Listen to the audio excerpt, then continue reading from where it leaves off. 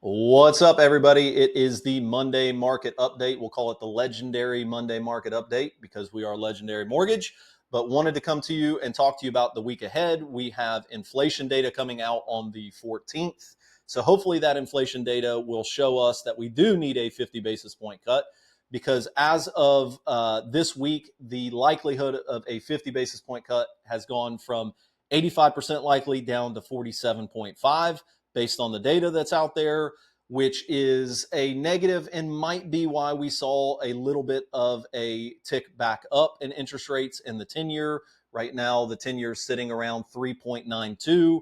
It went much lower than that last week and then rebounded whenever we saw the Japanese stock market rebound. Whenever the Japanese stock market went way down, we saw a big drop in that 10-year. There was a lot of uncertainty going on in the market, but everything has pretty much rebounded at that point, at this point in the stock market and in our national stock market. So what we are hoping for is a positive inflation reading. That way it will encourage the Fed to do their 50 basis point cut. And if we don't see that 50 basis point cut, and let's say we see a 25, that could be a negative for mortgage-backed securities. That could be a negative for the 10-year. So we're keeping a close eye on that. I'm going to keep you guys updated. Hopefully this is the turn towards a declining rate environment. We've seen a declining rate environment over the last few weeks, but hopefully we continue to see that over the next couple of months.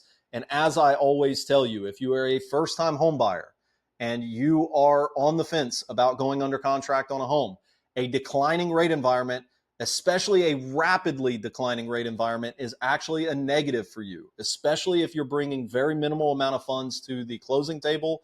With the changes that have happened with the NAR lawsuit and some of the things that are going on in the real estate world, a declining rate environment could cause prices of homes to go up, which would be a negative to you as a first-time home buyer and bringing limited funds to the table, because we could see overbidding on the prices of homes and people bidding to not have a buyer's agent involved, which would save the seller money as well. So always, always, always keep your eye on the data. And if you're a first-time home buyer, now is the time to go under contract. And don't forget, you need a buyer's agency representation.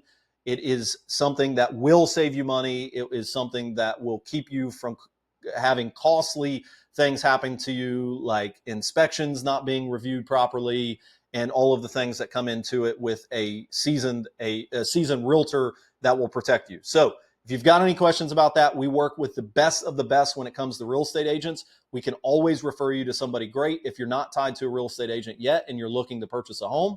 And we have a great referral network on that side. And if you have any questions, please let me know. You know how to get a hold of me. You also can get a hold of any Legendary Mortgage loan officer, and they'd be happy to help you as well. Thanks so much, guys, and I will report back on the 14th when we see inflation data.